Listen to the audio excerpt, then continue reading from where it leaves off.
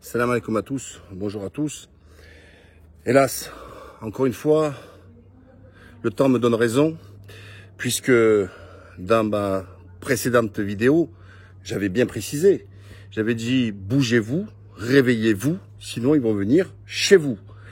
Eh bien, Darmanin a craché le morceau, ou Moussa, ministre de l'Intérieur, que tu as un problème d'identité, que tu chies sur tes ancêtres, ou tu chies sur ton identité, c'est ta liberté. Chacun a le droit de rogner, de cracher sur ce qu'il est, et ça t'appartient. Mais sache, Moussa, que aucun ministre de l'Intérieur, même Pasqua, n'a pas osé proposer ou dire ce que tu as dit. C'est-à-dire que Moussa, dans ton délire, je rappelle que tu te tapes des perquisitions actuellement encore à l'aveugle, tu veux fermer des structures seulement après un meurtre. Donc ça veut dire, ou tu étais complice avant, ou alors c'est du flanc et tu veux amuser la galerie, tu veux t'exciter, tu veux montrer que tu es dans l'action, que tu t'occupes de tout, comme si ça allait faire ressusciter la pauvre victime. De demander, de dire qu'un centre commercial qui a vocation à vendre toutes sortes de produits pour toucher un maximum de clients, notamment dans l'alimentaire, il y en a pour les végétaliens, pour les végétariens, il y en a pour du chinois, il y en a pour de l'indien, il y a sans compter toute la partie traiteur. Donc pour toi, un rayon halal, c'est automatiquement communautaire, parce qu'il a bien précisé halal, pas cachère, parce qu'il n'a pas envie d'avoir le crip sur le dos. Et là, lui qui nous parle de laïcité, qui va dans les synagogues en portant la kippa, hein, parce que là, tu bouges que du, hein. Sinon, attention, ils vont tous sortir, hein, te mettre un peu la tliha, comme on dit. Et donc, alors déjà, Moussa, sache que si quelqu'un va dans un centre commercial, il est déjà pas un séparatiste parce qu'il va dans un endroit où il y a de tout, où il y a du cochon, par exemple, parce que vous savez que vous faites une focalisation sur le cochon, où il y a de l'alcool, tout ça, etc. Alors qu'il existe des épiceries, il existe des commerces de proximité où ils ne vendent pas d'alcool. Donc ils vont dans un endroit, comme tout le monde, et quand ils font leurs courses, s'arrêtent sur la partie halal et prennent peut-être un peu de charcuterie ou un peu de viande, etc. Et ça, tu vas nous dire que c'est lié au terrorisme, c'est du communautarisme, mais comprends bien que tu confonds une société plurielle, parce que la France est plurielle, et je ne parle pas d'origine et tout ça, elle est plurielle déjà dans la Constitution, il y a des athées, des chrétiens, des juifs, des ci, de cela, il y a de tout, comme je vous disais tout à l'heure. Mais non, toi tu vas nous dire que cette personne elle est communautarisée parce qu'elle mange halal. Et donc tu l'invites à aller où? Dans les markets qui sont que halal, c'est-à-dire qu'ils vont dans les boucheries halal, et d'ailleurs je vous invite d'aller que dans les boucheries halal, d'ailleurs, à titre d'information, où ils font que du halal, où les gens qui vont acheter c'est pour que du halal. Donc là c'est pas communautaire. Donc c'est marrant, dans les endroits où ils vendent tout, il faut pas vendre du halal, d'accord? Mais par contre il faut aller dans les magasins spécifiques où il y a que des gens qui viennent acheter du halal. Non mais tu marches sur la tête. Ensuite c'est quoi en fait cette vocation? Il a appris à lui-même. C'est-à-dire cette volonté, en France on parle de l'universalisme, des siècles des Lumières et tout. Non, c'est l'universalisme de l'uniformité. Quand je dis que c'est la même chose que l'Arabie Saoudite, c'est-à-dire un État qui devient totalitaire et idéologique, qui veut tous avec le hijab. En France, ça devient l'Arabie Saoudite version laïque. Tous vers l'uniformité. On doit tous se ressembler. On doit penser tous la même chose. On doit être tous, en fait, de la même chose, c'est-à-dire le rejet de la religion, et là, en plus particulièrement, la religion musulmane. Donc, quand je dis les séculaires, parce que c'était ça, l'esprit colonial. On va expliquer à ces indigènes comment il faut vivre, quel doit être leur modèle, et on applique une culture de force, d'uniformisation d'une société. Et d'ailleurs, même nous en France, donc si les gens ils lisent pas Voltaire, Rousseau, ce que vous voulez, ah ben non, c'est pas, on peut pas dire, c'est pas un bon français, tout ça, etc. Donc en fait, je vous le dis encore, là, l'heure est plus que grave. C'est dramatique. Je ne parle pas qu'ils sont en train de dissoudre à tel endroit. Que dire de la mosquée de Pantin? Alors, même s'il y a quelqu'un qui s'est manqué, qu'il soit imam, président, j'en ai strictement rien à foutre. Vous savez, dans une entreprise, d'ailleurs, je suis bien placé à la RATP, s'il y a quelqu'un qui se manque, des licenciements, il y en a tout le temps. On le prend, on le licencie, on le jette. Donc, s'il y a un problème avec un imam, un truc, qu'est-ce qu'on fait? S'il a commis une infraction, on l'interpelle, on le juge et on le condamne. Mais là, qu'est-ce que c'est cette histoire? Il y a un mec qui parle, et tous les croyants qui vont fréquenter cette mosquée, ah ben non, ben, eux, ils sont interdits d'aller prier. Vous voyez, c'est comme si on le mettait sur une mosquée sous quarantaine. C'est-à-dire comme s'il y avait un virus qui se dit. Je vous l'aurais dit encore une fois. Si un imam se manque, ne respecte pas la loi, s'affranchit des règles, etc., il doit répondre individuellement de ses actes. Mais ça ne doit pas être tous les musulmans qui doivent payer pour l'individu. Mais c'est quoi cette vision de la justice? C'est quoi cette vision, comment dire, d'une société qui ferait des musulmans les comptables de toute personne qui s'affranchit des règles? Moi, si un chrétien ou un juif qui tue quelqu'un, on va pas demander à tous les juifs et à tous les chrétiens de se justifier, de se désolidariser, et encore moins réclamer des sanctions quand même. Mais où va-t-on? Où va-t-on? Sachez qu'on est la risée du monde. Le monde nous regarde. Les gens écrivent des articles, ils sont complètement jobards. Et tout ça sur quoi? Pour surfer sur l'émotion d'un assassinat d'un professeur. Et là, ils en font tout un pataquès. Alors que des homicides en France, il y en a tous les jours. Et des crapuleux, il y a. Et ça existe, et des crapuleux. Donc Moussa, il faut te ressaisir. Moussa, je comprends que tu veux jouer t'as un problème, alors même tes cheveux, même je sais que tu fais un peu tu vois, tu mets un peu le brushing, parce que tu portes pas un peu ta coiffure à base de couscous, là, etc. T'as un problème. Mais nous, on va parler, nous, de ta vie, parce qu'on a su quand la femme t'a dit que t'as pas violé, mais par contre, t'as bien dit que tu l'as bien mise, et qu'il y a d'autres histoires de cul que t'as dans l'affaire. Mais donc, tout le monde doit être comme toi, libertaire. Comprends qu'il y a des gens qui n'ont pas forcément envie d'être libertaires, Darmanin. On a compris, Moussa, il faut te reprendre. Enfin, moi je vais vous dire à mes compatriotes français non musulmans, ne vous laissez pas berner. C'est l'islam qui cache la forêt, ils veulent pas voir les réalités. Pendant ce temps-là, Macron avait fait, en bonne et due forme, le licenciement Covid. Donc il y a des entreprises qui se régalent, on a vu Auchan, tout ça, etc. On a vu des entreprises qui ferment, et le mec au tribunal du commerce, il le récupère en nom propre. C'est-à-dire, il part de la société, de la personnalité morale qui est l'entreprise. Donc elle fait faillite, et à nom propre, il vient et rachète sa boîte. Oh, il y a du business qui est en train de se faire actuellement sur le dos du Covid, pendant que les classes populaires, ils vont en payer encore le prix fort, l'augmentation de la taxe foncière. On parle encore de l'énergie, l'électricité qui va encore augmenter, etc. Et ça n'est pas fini. Et ils sont en train de fouiner pour trouver encore des impôts, notamment sur les voitures, vous l'avez vu, en fonction du nombre de kilogrammes, etc. Quant à mes compatriotes français de confession musulmane, ils cherchent vraiment à vous faire peur, ils cherchent que vous craignez, ils veulent que vous frôlez les murs. Mais si vous avez vraiment la foi, vous n'avez pas les cœurs vides, il est temps de répondre. Voilà.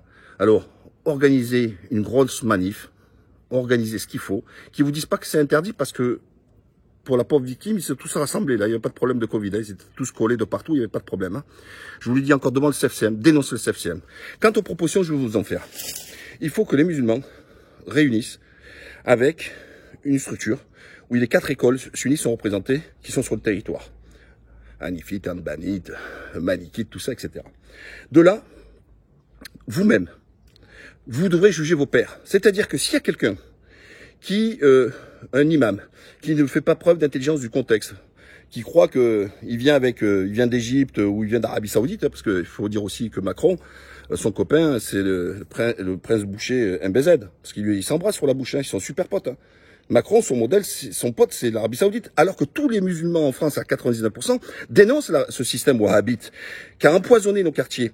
Ce qu'ils appellent, eux, les salafistes, ce wahhabisme, ce poison, il est venu d'Arabie Saoudite. Et en France, on les a laissés. Pourquoi? Parce qu'ils ont l'argent. Ils ont empoisonné le cerveau de certains de ces jeunes. Parce que si vous voulez, comme vous dites, l'islam politique, c'est l'Arabie Saoudite. L'islam qui est radical, c'est le wahhabisme. Pourquoi? Parce qu'ils en ont fait un peu une tchatchouka, pour faire en sorte de se maintenir, eux, au pouvoir, en disant il ne faut pas renverser le gouverneur.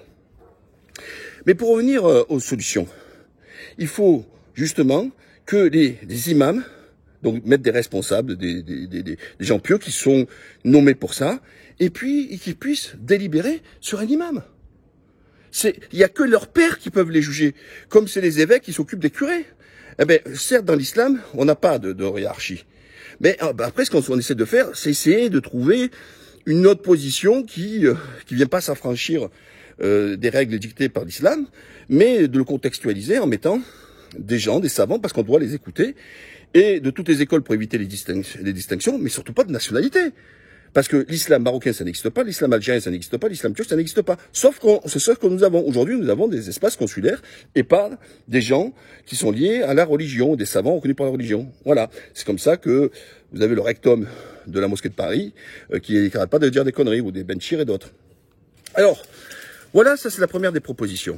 La deuxième des propositions, c'est créer cette structure, d'accord, complètement autonome, mais qui soit pas comme le CFCM à la botte du ministère de l'Intérieur, parce que c'est ça, on nous parle de laïcité. Mais vous l'avez bien vu, c'est Macron qui demande au CFCM de lui produire quelque chose. Mais on viole la laïcité, parce que du coup, lui, il crée un lien de subordination entre le CFCM et lui. Et chaque fois qu'il le convoque pour dire quelque chose, le CFCM doit répondre. Le Conseil français du couscous merguez, je parle bien, hein, vous avez bien compris. Donc, une vraie structure autonome. Donc là, je vais parler sur les imams, tout ça, etc. Ensuite, dans les mosquées, il est temps que les imams s'occupent du quotidien. Parce que c'est bien de parler du 6e siècle, c'est bien de parler du 7e siècle, c'est bien de parler du 8e siècle. Mais on est au 21e siècle. Et là, le prophète sallallahu alayhi wa sallam, dans ses dernières paroles, il nous l'a dit. Il a dit, savants, facilitez la vie aux croyants. Facilitez la vie aux croyants. Donc ça veut dire quoi? Au lieu de vous sortir les trucs de l'époque, on vit dans un contexte, dans un pays qui est non musulman. Et expliquer, arrêtez de faire en sorte que les gens pensent que le fait d'être moins bien français ferait d'eux des meilleurs musulmans, ou alors d'être bons musulmans se ferait de vous des mauvais français, etc. Non, de dire, voilà, il y a un cadre légal, on doit s'inscrire dans le cadre légal, une loi, on peut la contester à titre de citoyen, etc. Mais quand elle est mise en place, on est obligé de le respecter. Et donc, à un moment donné, il faut expliquer, faciliter leur vie, on dit, voilà, dans telle situation, si tu as un conflit entre ta pratique et, les règles établies, c'est-à-dire les lois du pays, ben, il faut en tirer des conclusions. Ben, il faut faire en sorte où tu modifies ton comportement, où tu prends tes affaires et tu te casses. Je vous donne un exemple. J'ai connu pas mal de juifs qui sont quittés, ils sont partis vivre en Israël. Je crois qu'ils étaient contents, ils étaient cohérents plutôt. Ce qu'ils appellent l'ALIA. Pourquoi? Parce que pour Shabbat, ils peuvent pas toucher l'électricité. Et que chaque fois, avec le digicode, ils peuvent pas rentrer dans l'appartement, dans l'immeuble. Parce que le digicode, il fonctionne à l'électricité, etc. Et à un moment donné, il y avait trop de fêtes et tout ça, ils pratiquaient, ben ils sont partis faire là-bas. Donc moi je vous le dis, si c'est pas supportable de vivre en France, de pratiquer votre religion par rapport aux lois établies, etc., qui sont de plus en plus liberticides au demeurant, alors l'islam a tout prévu. Ça s'appelle la hijra. On prend ses affaires, on s'en va. Par contre, si vous restez, il faut leur expliquer qu'il faut accepter de respecter ces règles, etc. Et ensuite, alors on nous parle toujours, oui, mais les musulmans ils doivent faire le nettoyage chez eux. Là, désolé, hormis comme tout un citoyen qui est témoin d'un crime ou d'un délit, il a une obligation de dénonciation auprès du procureur de la République ou par l'intermédiaire d'un officier de police judiciaire. Ça, donc je vois pas. Donc quand on nous dit, ouais, mais pourquoi ils font pas de ménage? Vous croyez que le Tchétchène là qui a tué, il en a parlé à ses potes, il a parlé à tous les musulmans de France, oui, il se met sur un truc, il dit, bon, cher frère, je compte aller couper la tête d'un mec, etc. Et puis tout le monde s'en tourne la tête, et dit, oh non, il faut pas le balancer, balancer. Mais on n'est pas au courant. Comment vous voulez être au courant de mecs qui partent en vrille? Leurs propres voisins disent, oh non, souvent ils disent, oh, il était bien, il était gentil, il était souriant, il n'y avait pas de souci. Vous l'avez vu, dans la plupart du temps. Donc comment les musulmans, ils peuvent dénoncer des mecs s'ils ne sont pas témoins? Par contre, j'invite les musulmans, oui. S'ils sont témoins de quelqu'un qui veut faire un acte crapuleux, terroriste, etc., c'est pas de balancer que de le signaler à la police ou auprès du parquet. Mais parce que même dans l'islam, il n'est jamais dit de dire que si on est témoin, parce que ça c'est une injustice, quand on va tuer quelqu'un, c'est une injustice. Face à une injustice, de fermer sa gueule. Non, face à une injustice, on doit établir. Enfin, il y a des pratiques, j'ai eu des échos, notamment sur la région de lyonnaise, etc., où il y avait une femme non musulmane, elle arrive pour inscrire son fils au foot, parce qu'il faisait du foot dans le même truc, même club l'année d'avant. On lui dit non, c'est plein, elle est reçue par des gens en camise, en train de fumer la chicha, et elle voit des femmes à niqab. Comprenez bien, moi le niqab, je vais vous dire un truc. C'est vrai que j'ai pas grandi avec ce truc-là, j'ai pas connu le niqab, et donc, moi, même en tant que musulman, quand je vois le niqab, quelqu'un en noir, tout ça, comme ça, etc., ça m'interpelle. Et pourtant, je suis musulman. Et ça m'interpelle. Je porte pas de jugement, pas de truc, mais ça m'interpelle. Ça me fait bizarre. Donc moi, je me mets dans la place de quelqu'un qui te dit, mais nous, en France, dans un pays français ou l'autre, dans un pays musulman, Moi, hier, je vois quelqu'un, j'ai rigolé d'ailleurs. Enfin, je rigolais pas. Je dis à mon pote, c'est mon pote qui rigolait. Je vois quelqu'un dans la route en train de se promener avec un maillot et moule bite, alors que dans la rue. Et moi, c'est un russe, je dis, mais qu'est-ce qu'il fait avec son truc? Il peut pas mettre un short. Je dis, mais en France, tu peux pas faire ça. En France, tu mets même un t-shirt, tu es obligé de le mettre en balnéaire. C'est interdit de se balader comme ça. Et mon pote, il rigole, il fait, ben, tu vois, ça, c'est la dictature d'Erdogan. Ouais, j'ai rigolé, là, j'ai rigolé. J'ai dit, ouais, en France, on dit que Erdogan est la dictature, islamiste, si vous voulez, mais il y a des gens qui se montent en moule bite, là, dans la rue. Alors, c'est pas tout le temps, mais ça existe, d'accord? Donc, pour revenir sur l'histoire de la France, là-dessus, faites attention. Je veux dire, et quand on le dit, le niqab, il est interdit, il y a de loi, arrêtez de le mettre, arrêtez de prendre nos contraventions. On t'a dit, le total, le niqab, il faut pas le mettre. Mais le mettez pas, pourquoi vous allez provoquer? Les gens, tu regardes, t'as vu, c'est interdit, et ils viennent nous provoquer, ils le mettent quand même. Mais arrêtez de le mettre, ce putain de merde, respectez la loi.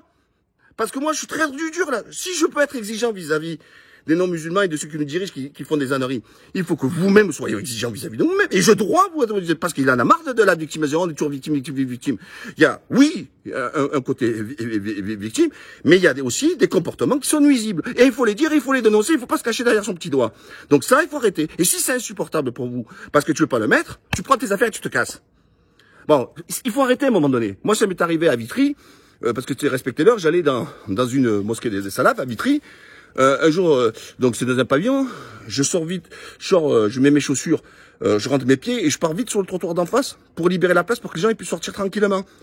Et un des salafs là, il arrive, il me fait, oh, c'est le trottoir des femmes. J'ai dit, mais qu'est-ce que tu me racontes, toi? T'es en France? Il y a pas de trottoir de femmes, trottoir d'hommes ici. Mais t'es malade. Et j'ai dit, ta femme là, ceux qui prennent le trottoir, déjà on les voit même pas, ils sont cagoulés. Je lui ai dit, mais ils vont au centre commercial.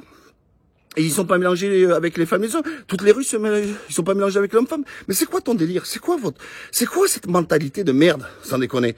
Donc tous ces gens-là, ils font du mal aussi. Vous voyez? Donc, mais nous, on peut pas dénoncer tous ces trucs-là. Pourquoi? Parce qu'on va dire, on va servir la soupe aux islamophobes. Parce que à force de bouffer du musulman tous les jours, nous-mêmes, on peut pas faire notre propre autocritique. Nous-mêmes, on ne peut pas dire et dénoncer des mauvais comportements d'entre nous, parce que ça va être pris, ça va être utilisé pour encore nous massacrer. Donc, lâchez la grappe aux musulmans. Et croyez-moi, si vous lâchez la grappe, moi le premier, je serai dans les premières propositions.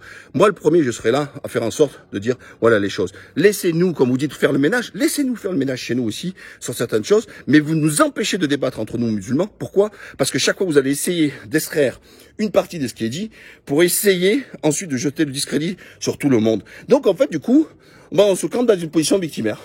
Oh là là, les salauds, ah pas beau, pas gentil, etc. On n'est pas des saints. Voilà. Chez nous, il y a des brebis galeuses aussi, etc. Donc, pour revenir à cette association, tout ça, etc., où il y en a certains, eh ben, il y avait que des pratiquants qui étaient plutôt assez basanés, c'est pas bon. C'est pas bon. Déjà, un, ça respecte pas le sport c'est l'universalisme.